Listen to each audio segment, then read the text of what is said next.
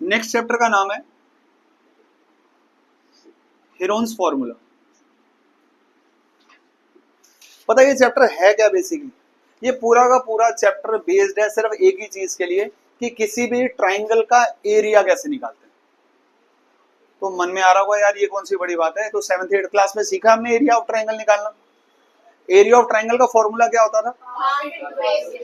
बहुत ही बढ़िया, यानी ट्राइंगल का एरिया होता था half into base into height. लेकिन यहाँ छोटी सी एक टर्म्स एंड कंडीशन अप्लाई है ना। एक ट्राइंगल में बेस कितने होते हैं? 3 बेसिस होते हैं। जो तीनों साइड हैं वो तीनों बेस हो सकते हैं। हाइट यानी हाइट का एक और नाम रखा हुआ है, क्या होता है वो? एल्टीट्यूड। एल्टीट्यूड कितने हो सकते हैं ट्राइंगल में? 3 ही एल्टीट्यूड हो सकते हैं ट्राइंगल में। अब प्रॉब्लम क्या है, टिल द टाइम आपको बेस और एल्टीट्यूड दिया हुआ है तो आप यही फॉर्मूला लगा लोगे। लेकिन एक हुआ गया एक दिन अचानक से एक प्रॉब्लम फेस करी मैथमेटिशियंस ने।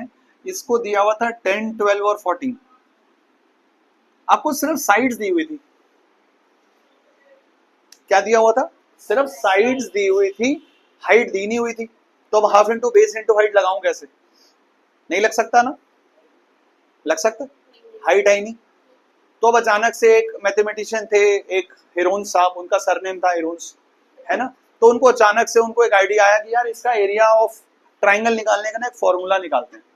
उसी के ऊपर बेस्ड है चैप्टर ये पूरा पूरा। ठीक है, 1-2 फॉर्मूलाज हैं सिर्फ, एक बार ये समझ लो। 3 साइड है ना, उन्होंने तीनों साइड के नाम ऐसे लिख लिए कन्वीनियंस के लिए, ए, बी और सी।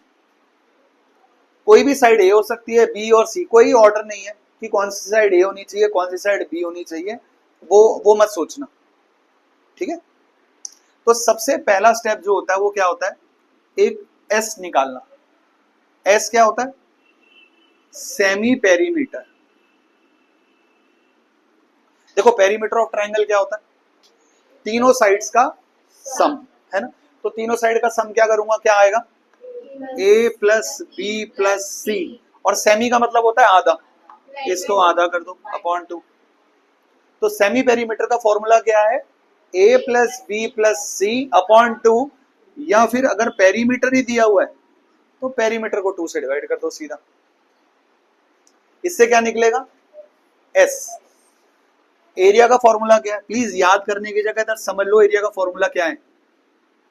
एक बार सिर्फ एस लिया, एस में से कोई भी एक साइड माइनस करी, दूसरी साइड माइनस करी, तीसरी साइड माइनस करी और उसके ऊपर स्क्वायर रूट लगा दिया। तो formula is s, s minus a, s minus b, s minus c. और ये एबीसी क्या है? कोई भी साइड हो सकती है तीनों में से, यानी कोई ऑर्डर नहीं है, कोई भी साइड हो सकती है। क्लियर है? ये फॉर्मूला एरिया का, इसी के ऊपर बेस पूरा चैप्टर है। एक ही फॉर्मूला, कैसे भी आ सकता है एरिया। करता हूं एक क्वेश्चन करता हूं फिर देखते हैं। अब एबीसी से हटा करके आप लोगों को एक चीज समझाता हूं, समझो ध्यान से। क्या ली थी हमने एक साइड? 10 centimetre, 12 centimetre, 14 centimetre. सबसे पहले क्या निकालते हैं? एस। एस का फॉर्मूला क्या था? ए plus B plus C upon 2। तो क्या आएगा? 10 प्लस 12 प्लस 14 अपॉन 2। कितना आया? 36 अपॉन 2। एस कितना आया? तो एस की वैल्यू आई 18 सेंटीमीटर। एरिया का फॉर्मूला क्या था? एस, एस माइनस ए, कर देते हैं 18। 18 में से कोई भी एक बार एक साइड माइनस, 18 में से कोई दूसरी साइड माइनस, 18 में से तीसरी side minus, under root 18 as it is. 18 minus 10 is 8, 18 minus 12 is 6। कौन बोला हुआ 4? मैंने बोला ना तुम्हें डेफिशिएंसी हो रही है इंटीजर्स की। ये आ गया 18 इंटू 8 इंटू 6 इंटू 4। अब इसका प्राइम फैक्टराइजेशन कर लेते हैं। 18 का प्राइम फैक्टराइजेशन क्या होता है? 3 इंटू 3 इंटू 2। 8 का प्राइम फैक्टराइजेशन होता है 2 इंटू 2 इंटू 2। 6 का 3 इंटू 2 और 4 का 2 अभी बेसिक करा रहा हूं, अभी एक स्मार्टनेस भी सिखाऊंगा, एक चालाकी भी सिखाऊंगा।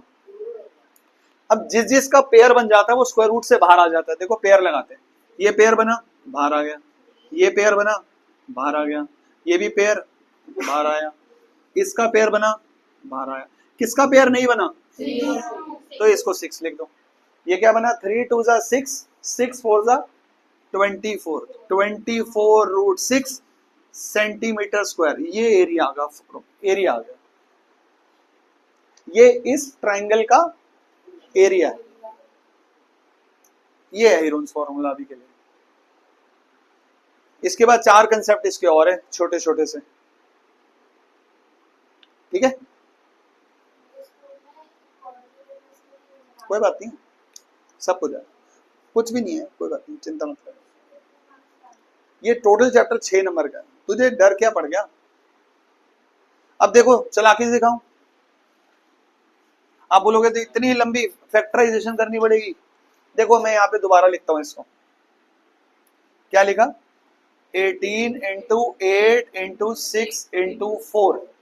यार 4 तो मुझे ऑलरेडी पता है परफेक्ट स्क्वायर होता है, इसका दोबारा लिख दिया।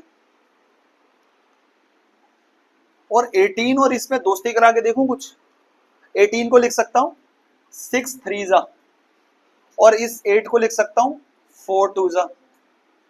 तो देखो 6 का पेयर भी बाहर आ गया और 4 का स्क्वायर रूट भी 2 बाहर आ गया, आंसर वही सेम आया, मेहनत बच गई। ठीक है, समझ में आई बात? एक क्वेश्चन और करते हैं। अवंतिका आपको क्लियर है बेटा? एक और करते हैं, 60 सेंटीमीटर 60 सेंटीमीटर और 60 सेंटीमीटर। ये ट्राइंगल कैसा है? इक्विलेटरल ट्राइंगल है, तो इसका भी निकाले। सबसे पहले क्या निकालते थे हम? एस। एस होता है A plus B plus C upon 2, तो S is equal to 90 centimetre. कोई दिक्कत? एरिया का फॉर्मूला क्या होता था? एस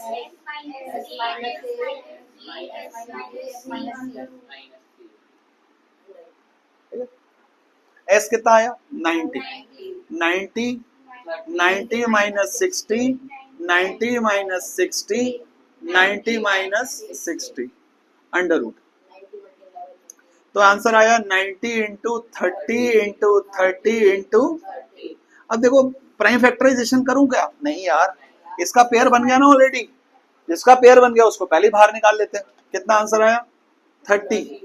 अब कितना आया 90 इंटू 30। अब प्लीज ध्यान से देखना, ये क्या है 0 और ये भी क्या है 0, तो 2 0 का पेयर बन गया, यानी 10 और 10 का पेयर बन गया। अगर नहीं आता समझ तो 90 को क्या लिख सकता हूं 3 इंटू 30, 30 का एक और पेयर बन गया, वो 30 भी बाहर आ गया, इससे मल्टीप्लाई हुआ, आंसर आ गया 900 रूट 3 सेंटीमीटर स्क्वायर। निकाला ना, एक ही बात है।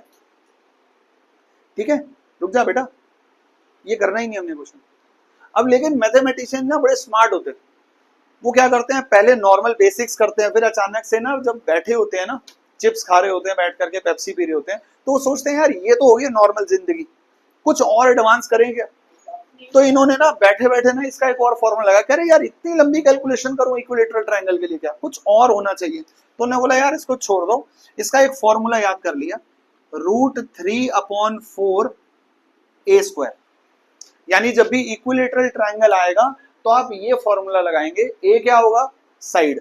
देखो अभी इतनी लंबी कैलकुलेशन करी, इससे कर रहा हूं, क्या है √3/4, ए की वैल्यू कितनी थी 60 इंटू 60, 4 से कट हुआ 15, 15 6 जा 900 √3 centimetre square is the answer. Question खत्म हो गया।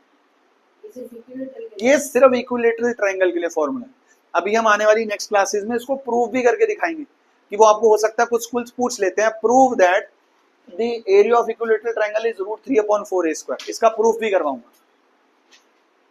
ठीक है, स्केलिन और आइसोसेलेस के मैंने क्या बेटा, इसका भी निकल जाएगा इससे। और राइट, अगर बाय चांस कोई राइट एंगल ट्रायंगल आ जाए ना तो उसका भी निकल जाएगा इससे। किसी भी टाइप ऑफ ट्राइंगल का एरिया हेरोन्स फॉर्मूला से निकल जाएगा। लेकिन प्लीज ध्यान रखना एक छोटी सी बात, एक ना एमसीक्यू में क्वेश्चन आता है छोटा सा, वो बच्चे कर पाएंगे जिनको 8th क्लास की नॉलेज है छोटी सी। आपको एमसीक्यूज में क्वेश्चन आएगा कि एक ट्राइंगल है 5 सेंटीमीटर, 12 सेंटीमीटर और 13 सेंटीमीटर, इसका एरिया बताओ क्या होगा। नंबर क्वेश्चन पता कितनी देर का आएगी, 1 मार्कर क्वेश्चन आएगा एमसीक्यू में। तो गुरनूर सोच रही है कि यार एक नंबर में इतनी सारी मेहनत करूंगी मैं। हाँ, ये एक पाइथागोरियन ट्रिपलेट है 5, 12 और 13। तो इसका मतलब है ये कौन सा ट्राइंगल फॉर्म कर रहा है, राइट एंगल। और राइट एंगल ट्राइंगल में तो एल्टीट्यूड दिया होता है। राइट एंगल ट्राइंगल में जो उसकी दो साइड्स होती हैं वही परपेंडिकुलर और बेस होती हैं एक्चुअली। तो इसको हाफ इंटू, इसमें कौन सा फॉर्मूला लगाऊंगा, half into base into height. अब प्रॉब्लम आई 3 आ गई ये तो साइड, तो राइट एंगल ट्राइंगल में सबसे बड़ी वाली साइड को छोड़ देंगे। यस, तो इसका एरिया आ जाएगा 30 सेंटीमीटर स्क्वायर। लेकिन ये वो बच्चे कर पाएंगे जिन्होंने 8th क्लास में वो कुछ पाइथागोरियन ट्रिपलेट्स के बारे में याद रखा हुआ है।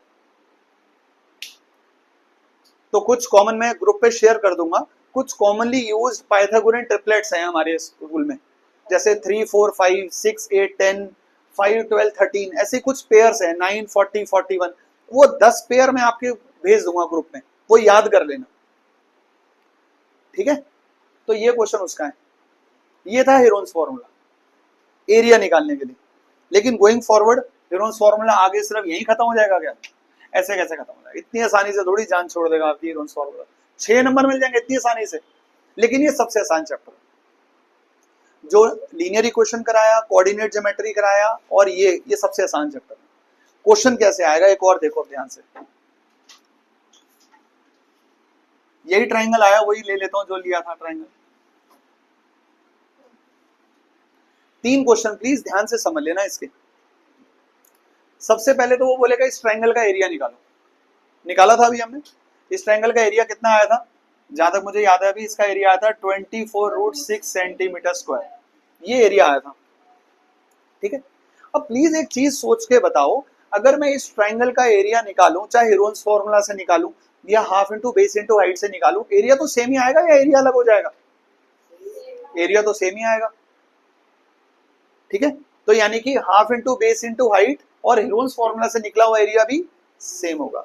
अब इसमें गोइंग फॉरवर्ड ये क्वेश्चन क्या बोलेगा, क्वेश्चन बोलेगा कि आप इसका इस ट्राइंगल का एरिया निकालने के बाद इसका एल्टीट्यूड निकालो, हाइट निकालो, कॉरस्पॉन्डिंग टू साइड 12 सेंटीमीटर। क्या बोल रहा है, इस ट्राइंगल का एक एल्टीट्यूड निकालो कॉरस्पॉन्डिंग टू साइड 12 सेंटीमीटर। इसका मतलब है वो एल्टीट्यूड जो 12 सेंटीमीटर वाली साइड पे फॉल कर रहा है। तो यानी कि अब आप इसको लगाओगे formula half into base into height, area कितना आया था 24√6।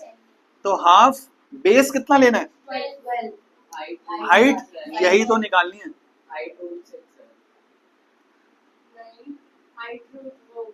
4√6, ये आंसर आ गया। अगर वो आपको बोलता 14 सेंटीमीटर कॉरेस्पॉन्डिंग बेस लेकर के उसकी हाइट निकालो, तो बेस की वैल्यू 14 डालता। अगर वो बोलता 10 सेंटीमीटर बेस लेकर के उसके ऊपर ही हाइट निकालो, तो बेस को 10 सेंटीमीटर लेना। तो पहले हेरोन्स फॉर्मूला से एरिया निकालता, उसके बाद वो बेस लेकर के उसके ऊपर फॉल करने वाला एल्टीट्यूड निकालता, ठीक है। सर, हाँ चैप्टर में ये हो सकता है जैसे ABC तीनों दो दिए हुए एक दिया हुआ। हाँ, लेकिन उसके इसमें पेरीमीटर दिया, अभी आऊंगा उस पर, रुक जा, आऊंगा। क्लियर है, यहीं रुक जाएगा क्या, यहीं रुकेगा नहीं, यहाँ पे भी नहीं रुकेगा। ये जो अभी क्वेश्चन करा रहा हूं ना, ये सिर्फ आरडी शर्मा में है, या बहुत लिमिटेड स्कूल्स यूज करेंगे। जैसे वो आपको बोलेगा सबसे पहले इसका एरिया निकालो, एरिया निकालना तो आ गया हेरोन्स फॉर्मूला से। वो बोलेगा कि इस ट्राइंगल का जो इस ट्राइंगल में लॉन्गेस्ट एल्टीट्यूड है वो बताओ कितना है, या स्मॉलेस्ट एल्टीट्यूड बताओ इस ट्राइंगल में कौन सा। देखो नहीं नहीं, सुनो ध्यान से सुन लो, छोटी सी बात प्लीज ध्यान से सुन लो। एल्टीट्यूड बनते कितने हैं ट्राइंगल में? 3। स्केलिंग ट्राइंगल में तीनों एल्टीट्यूड्स की हाइट लेंथ अलग अलग होती है। तो कह रहा सबसे बड़ा एल्टीट्यूड बताओ इसमें क्या होगा और सबसे छोटा क्या होगा। अब बड़ी सिंपल सी बात सुन लो पहले। सबसे बड़ा एल्टीट्यूड वो होगा जो सबसे छोटी साइड पे फॉल करेगा। यानी आपको लॉन्गेस्ट एल्टीट्यूड निकालने के लिए बेस क्या कंसीडर करना है? 10 सेंटीमीटर। और स्मॉलेस्ट एल्टीट्यूड निकालने के लिए सबसे ग्रेटेस्ट साइड को मेजर करना है। सिंपल। आपको वो क्या नहीं समझ में बेटा? बेटा वो बोल रहा है एक ट्राइंगल में लॉन्गेस्ट 3 एल्टीट्यूड बने, सबसे लॉन्गेस्ट एल्टीट्यूड कौन सा है? तो half into base into height लगाना है। उसमें बेस कौन सा लेना है? जब लॉन्गेस्ट एल्टीट्यूड लगाना है तो बेस जो सबसे छोटे वाला बेस होगा वो लगाना है। The longest altitude is the altitude which falls on the smallest side. अगर आपको लेमन लैंग्वेज में नहीं समझना तो ऐसे समझ लो, ठीक है। The greatest altitude is which falls on the smallest side and smallest altitude is which falls on the greatest side, ठीक है। अब यही चीज वो इक्विलेटरल ट्राइंगल के लिए बोलेगा, लेकिन इक्विलेटरल ट्राइंगल में आपको पता होना चाहिए इक्विलेटरल ट्राइंगल में तीनों एल्टीट्यूड जो होते हैं सेम लेंथ के होते हैं, अलग अलग नहीं होते। उसमें 3 अलग अलग नहीं निकलते, उसका एरिया है बेटा वो।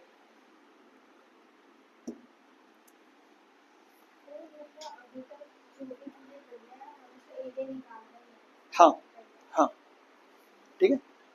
देखो हमने ये वाला क्वेश्चन क्या लिया था? 60 सेंटीमीटर 60 सेंटीमीटर और 60 सेंटीमीटर, राइट। इसका एरिया कितना आया था? एरिया का फॉर्मूला क्या था? √3/4 a स्क्वायर, ठीक है। तो एरिया कितना आया था इसका? Very good. अब वो बोलेगा इसका एल्टीट्यूड बता दो क्या होता है। तो इसके एल्टीट्यूड का एक और फॉर्मूला याद करना है, √3/2a। क्या फॉर्मूला है? √3/2a। तो यहाँ आंसर क्या आएगा? √3/2 इंटू 60, आंसर आया 30√3। क्वेश्चन खत्म हुआ। अब कई बार क्वेश्चन कैसे आएगा? एल्टीट्यूड दिया हुआ, एरिया निकालना होगा। ये सिर्फ इक्विलेटरल में। अब प्लीज ध्यान से देखना, वो आपको बोलेगा altitude of an equilateral triangle is 6√3 centimetre, find its area. बहुत ध्यान से कर लेना, एल्टीट्यूड दिया हुआ, एरिया निकालना है। एरिया निकालने के लिए क्या चाहिए होता है? साइड। साइड तो दी नहीं हुई तो कोई बात नहीं। एल्टीट्यूड का फॉर्मूला क्या होता ना? √3/2a। ये किसके इक्वल है? 6√3 के।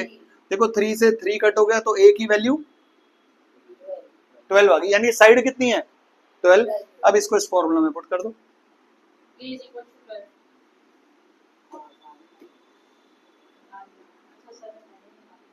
तो आंसर आ जाएगा 36√3 सेंटीमीटर स्क्वायर, ठीक है। कई बार वो दिया हुआ, एरिया दिया हुआ आएगा, एल्टीट्यूड निकालना होगा। तो एरिया से पहले √3/4 a स्क्वायर से करके पहले a निकाल लेना, उसके बाद ये क्वेश्चन कर ले, ये वाला फॉर्मूला लगा देना। अभी मैंने जो क्वेश्चन किया वो क्या किया? एरिया गिवन था, नहीं एल्टीट्यूड गिवन था, एरिया निकालना था। तो मैंने एल्टीट्यूड के फॉर्मूला में पुट करके पहले साइड निकाल ली, साइड को एरिया के फॉर्मूला पुट कर दिया। इसका दूसरा क्वेश्चन क्या है? मैं दूसरा क्वेश्चन जो बोल रहा हूं वो कह रहा है, वो आपको क्वेश्चन बोलेगा एरिया गिवन है इक्विलेटरल ट्राइंगल का। एरिया गिवन है कितना ले लेता हूं? वो ले लेता हूं वही 900√3 सेंटीमीटर स्क्वायर। कह रहा है इसका एल्टीट्यूड बताओ कितना है। तो ये किसका दिया हुआ, क्या दिया हुआ है? एरिया।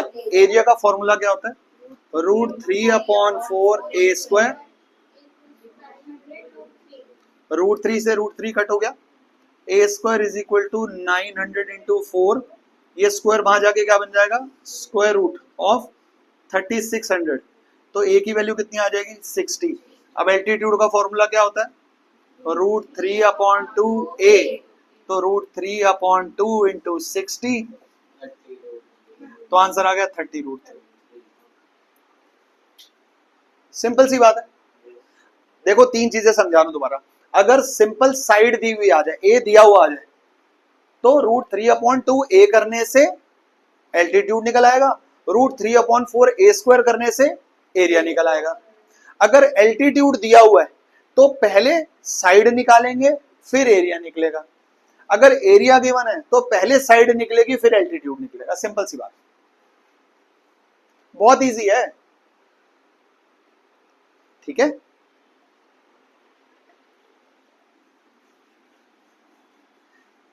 एनसीईआरटी की अगर बात करूंगा तो अभी लेटेस्ट एनसीईआरटी में टोटल 9 क्वेश्चन है, 3 एग्जाम्पल है और 6 क्वेश्चन है। ठीक है, कुछ स्कूल इंद्रप्रस्था करा रहे हैं क्वाड्रिलेटरल वाला, वैसे सिलेबस में नहीं है लेकिन करवा दूंगा बाद में। है कुछ भी नहीं क्वाड्रिलेटरल, अगर आप बोलोगे ना आज ना क्वाड्रिलेटरल के अगर डायगोनल बनाओगे ना तो इसको 2 ट्राइंगल में डिवाइड करता है, दोनों ट्राइंगल का एरिया निकालो इरोन्स फॉर्मूला से, उनको ऐड कर दो, आंसर आ जाएगा। 3 टाइप के जो क्वेश्चन है मैं वो करा रहा हूं, प्लीज ध्यान से सुन लो। पहला क्वेश्चन वो बोलेगा एक ये ट्राइंगल है, इसकी 3 साइड होती है, तो इसकी साइड बोलेगा एक 12 है, एक 7 सेंटीमीटर है, और इसका जो पेरीमीटर है ना वो 30 सेंटीमीटर। तो बताओ एरिया कैसे निकलेगा। अब एरिया निकलने के लिए हमें तीनों साइड चाहिए होती हैं और पेरीमीटर दिया होता है। 2 साइड दी हुई हैं तो कुछ नहीं करो, 30 में से दोनों साइड का सम माइनस कर दो तो तीसरी साइड आ जाएगी। अब क्या बना, नॉर्मल क्वेश्चन बन गया। अब एस नहीं निकाल, एस कैसे निकालूंगा, a + b + c नहीं करूंगा, पेरीमीटर ऑलरेडी दिया हुआ है, p/2 कर दूंगा सीधा। तो p/2 एस कितना आया 15, तो 15 में से 12, 15 में से 7, 15 में से 11, तो 15 × 3 × 8 × 4। देखो ये क्या होता है 3 × 5 × 4 × 2 × 4, राइट। एक 3 नहीं लिखा मैंने शायद, है ना। 3 का पेयर बन गया 3 बार, 4 का पेयर बन गया 4 बार, 10 अंदर, तो आंसर कितना आ गया 12 × 10 सेंटीमीटर स्क्वायर। तो एनसीईआरटी की फर्स्ट एक्सरसाइज जो एक ही एक्सरसाइज है उसका क्वेश्चन नंबर 4 और क्वेश्चन नंबर 6 यही है, 2 साइड्स दी हुई है और पेरीमीटर दिया हुआ है, यही है। ठीक है, एक जो है और अच्छा क्वेश्चन है, इंपॉर्टेंट क्वेश्चन है, वो क्या है, एक मिनट दियो एनसीईआरटी 540 वाला क्वेश्चन है। वो यहाँ पे बोल रहा है कि इसकी जो 3 साइड्स है ना वो 12:17:25 की रेशो में, और उसका पेरीमीटर 540 मीटर है, इसका एरिया बताना। तो सिंपल सी बात है, हमें पता है जब कोई 3 चीजें रेशो में लिखी होती है तो साइड्स क्या होती हैं, x लगा देते हैं आगे। तो ये वाली साइड क्या है 12x, ये साइड क्या है ये क्या है, और पेरीमीटर कितना है, जब आप इनको ऐड करोगे तो आंसर आएगा 54x = 540, x की वैल्यू 10, तो 12x वाली साइड कितनी हो जाएगी 120, 17x वाली साइड और 25x वाली साइड। निकाल लो पेरीमीटर, पेरीमीटर दिया हुआ है, सेमी पेरीमीटर निकालो, उसी फॉर्मूला में पुट करो आंसर आ जाएगा, उसी फॉर्मूला में पुट करो आंसर आ जाएगा। ठीक है, बस यही चैप्टर खत्म हो गया। अब थोड़ी सी प्रैक्टिस है, बेसिक तुम्हें बेस करा दिया 2 चैप्टर के, इसलिए क्योंकि आप भी ट्रेवल कर रहे हो, तो अब आप